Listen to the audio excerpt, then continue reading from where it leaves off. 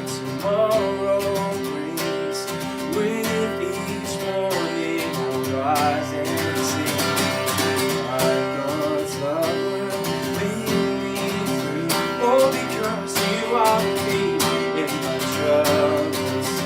That's right, you are the peace in my troubles.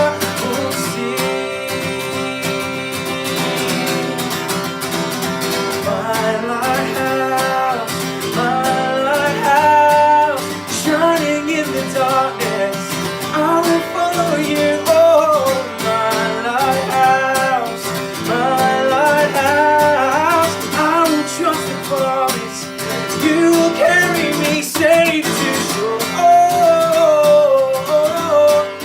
safe to shore. Oh, safe to shore.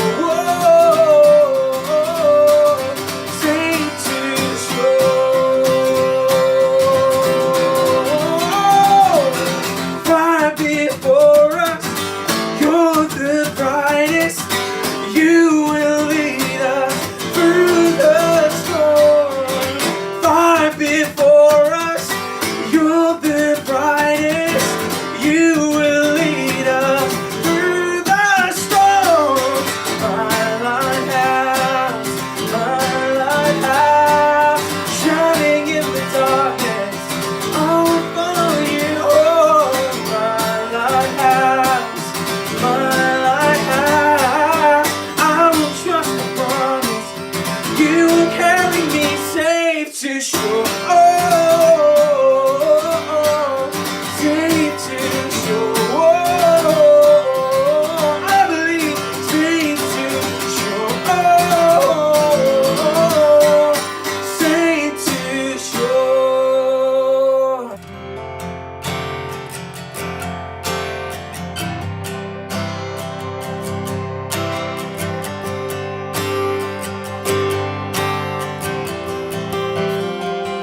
You are here, moving in our midst. I worship you, I worship you. You are here, working in this place. I worship you, I worship you. Waymaker, miracle worker, promise keeper, light in the darkness. My God, that is who you are. Waymaker, miracle worker, promise keeper, light in the darkness. My God, that is who you are. You are here, touching every heart. I worship you, I worship you. You are here, mending every heart. I worship you, I worship you. You are here, turning lives around. I worship you, I worship you.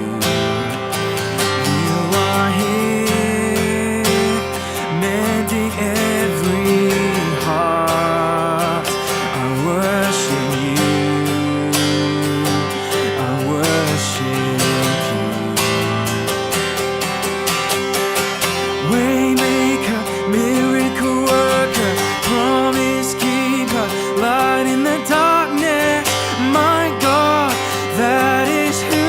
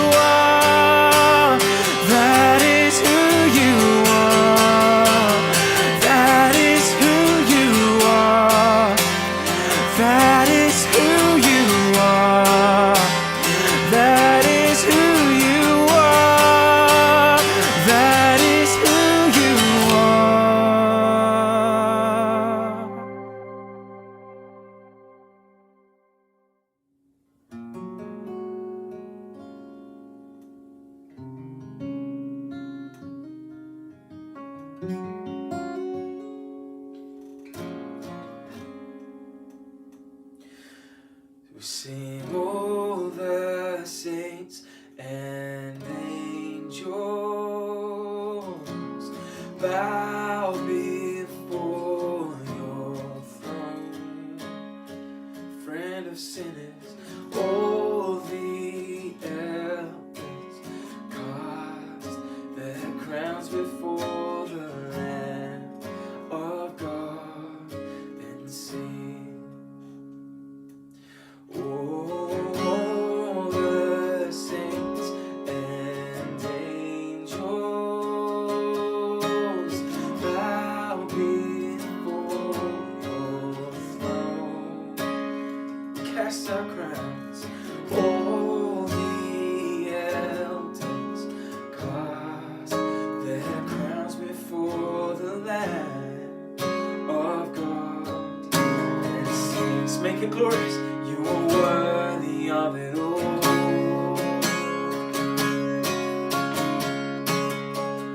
You are worthy of it all.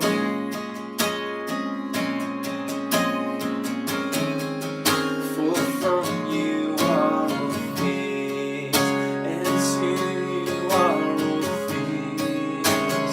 You deserve the glory.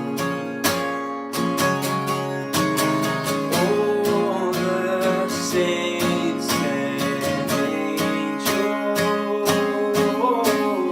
bow before your throne. Let's make some cries of worship here. All the elders cast their crowns before the Lamb of God and sing. All the saints, all the saints and angels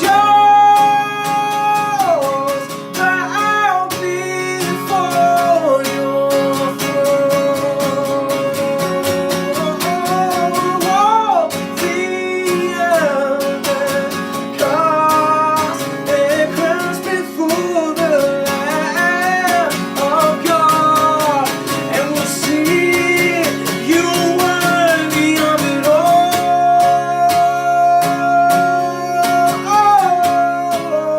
You are worthy of it all.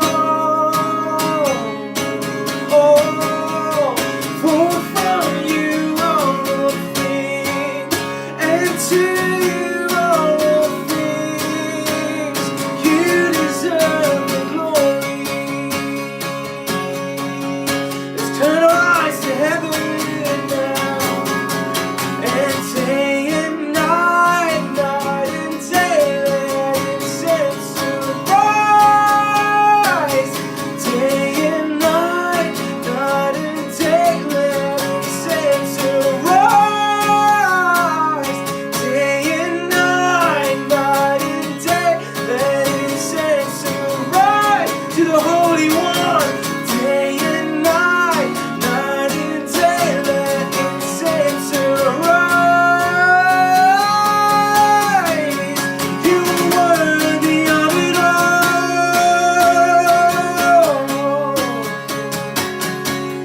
You are worthy of it all.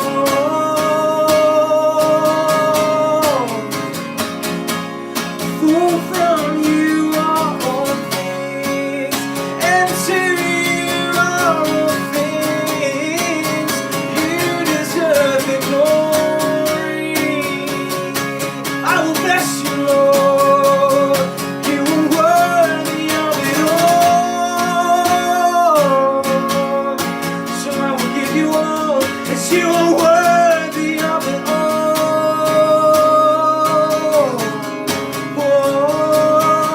For from you are all things, and to you are all things. You deserve the glory, Jesus, Jesus.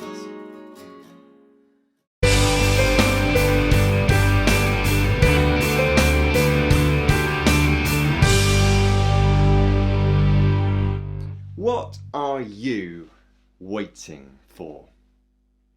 As a nation, we have this week been exploring coming out of our extended home time. There are more things open. The airports are starting to whir into life. The pubs are creaking their doors open. The shops too. And maybe we might be back in church soon, but not quite yet. We might be waiting for the comfort of those things that seem normal. Normal things starting again. That's pubs, shops and churches. Similar things, aren't they? Maybe not. But they're activities that nonetheless form the bedrock, the backbone of many people's experience of life. They're doors that we want open to us. Maybe we're waiting for those things which we've been deprived of, really essential supports. Children waiting to go back to school and parents waiting to send them off again.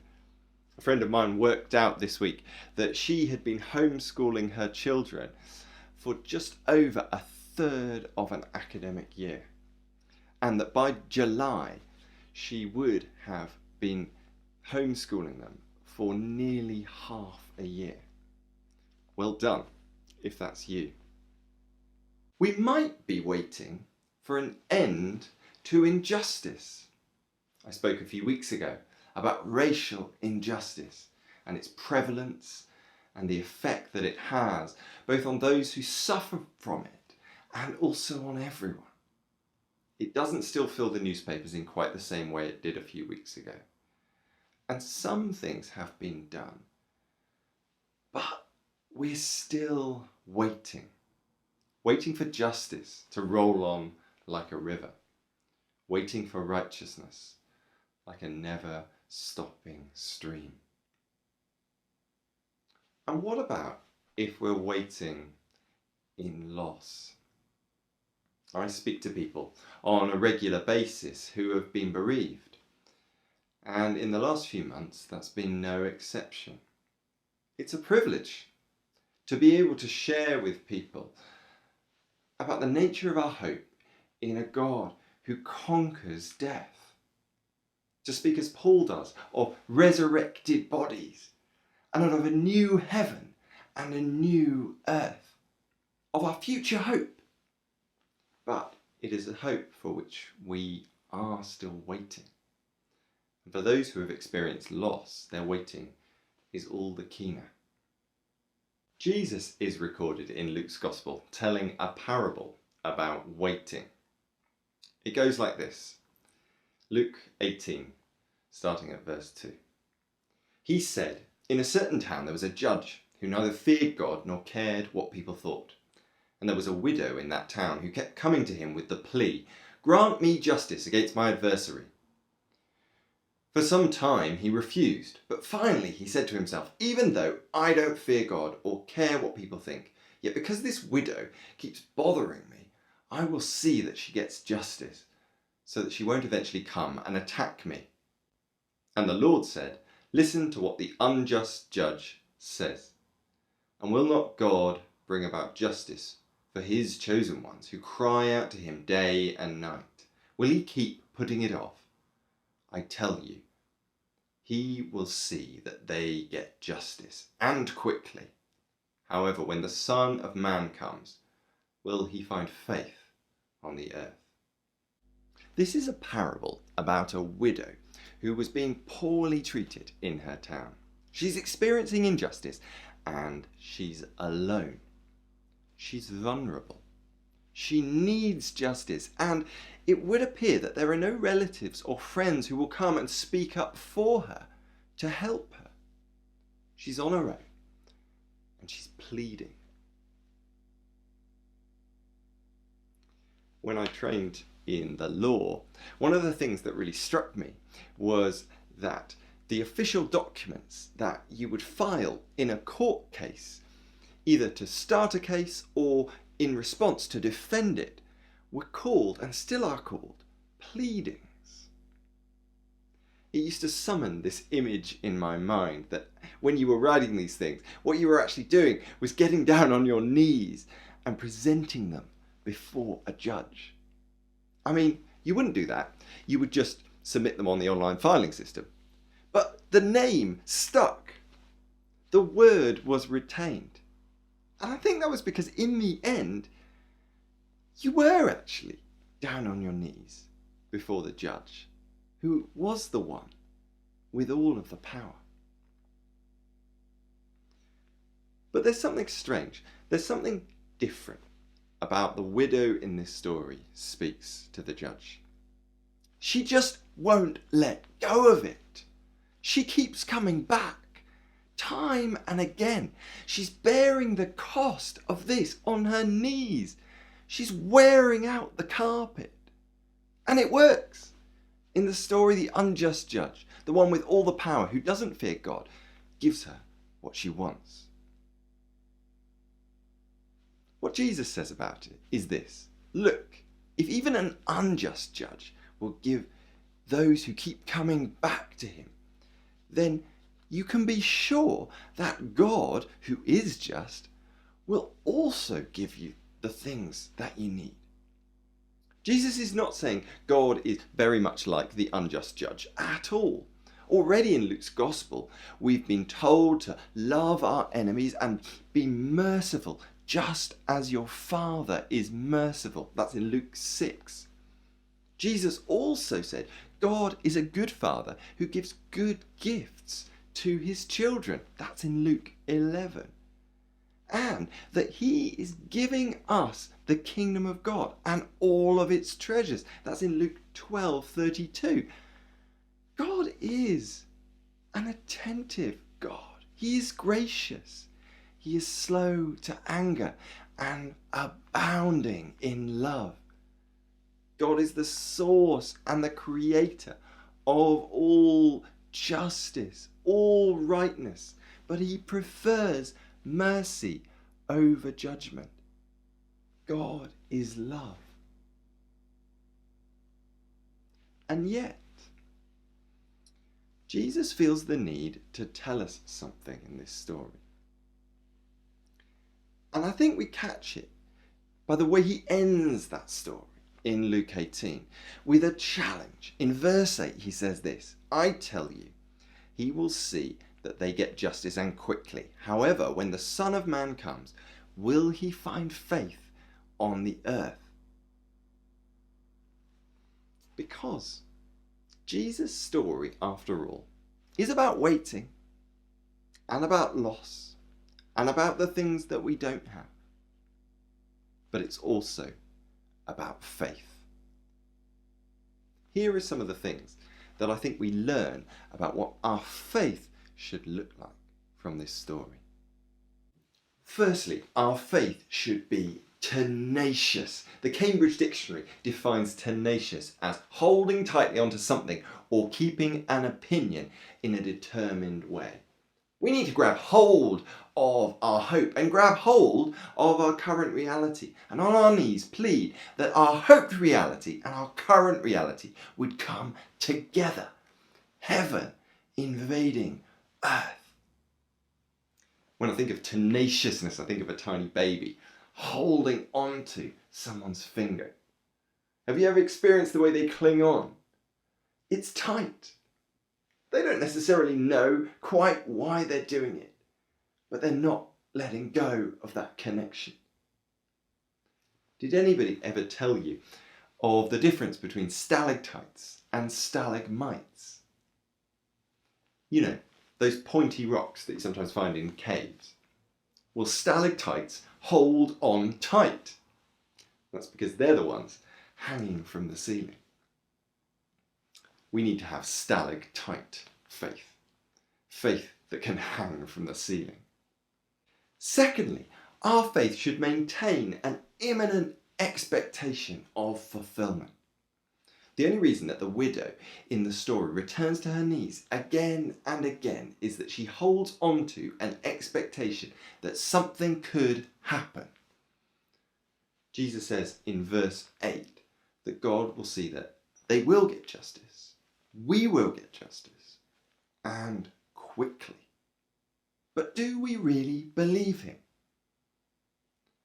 This is a moment when I would speak to those who have been in church for a while. This kind of imminent expectation is easy when you're new.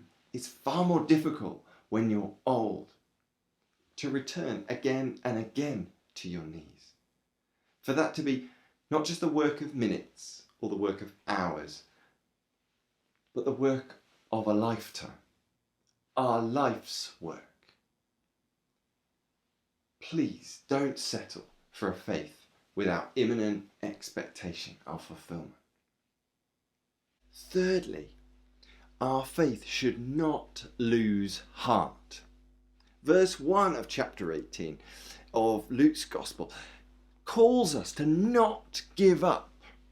But other translations actually say, don't lose heart or don't faint. We know that there's nothing more serious to our bodily health than for our hearts to fail. We lose the thing that pumps oxygen, pumps life around our bodies. The same is true spiritually when we lose heart in our prayers before God. We need courage to maintain our faith while we're waiting.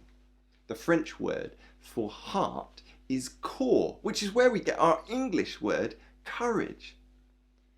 To have courage is to keep our hearts strong, to continue to align our will, our minds and our emotions towards what we believe in, even if we see setbacks like the widow, to take heart and not give up.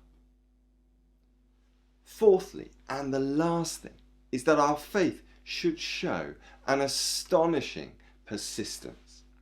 The widow in Jesus' story goes back again and again and is remarked upon. Sometimes we think that we should keep prayer and our faith private.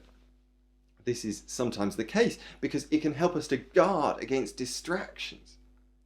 But we need a faith that is so real, so much a part of us, so much a part of everything, that it gets noticed. We can sometimes get the idea in our head that God's graciousness to us means that we don't really need to do anything at all. God is love, that's true. He's perfect. He's immeasurably all sufficient for us. He's also the source of our faith. He shows himself to us. He showed himself in creation. Then he showed himself in Jesus. And he continues to show and reveal himself to us through his Holy Spirit. That's so we can know him. But our response is needed. Given what he has already done for us and the certainty of his promises still to come, to bring it all to completion, what now from us? Well, Jesus says, persist. Jesus told us that for that widow, she needed to keep going. She needed to respond not just to the injustice that she was experiencing, but the hope of justice, of righteousness, of rightness that she held in her heart. And to do so in a way that was noticeably outside the script that was provided by her unjust existence, the unjust world in which she was. So she pleaded, lowly widow, to the powerful judge. Now our God isn't like that judge, but when he comes, will he find faith on earth? Do we put on a faithful, waiting attitude, an attitude of faithful anticipation? Are we tenacious in our prayers? Do we have an imminent expectation of their fulfillment? And when we get down on our knees, do we not lose heart? But do we show persistence that astonishes those around us? Are we, a bit like Malcolm said last week, watching and waiting for the coming of our King? Are we anticipating his arrival? Are we waiting in faith as he's taught us to wait? Even in this time, are we waiting with him? Are we faithful in the anticipation of what he is going to do?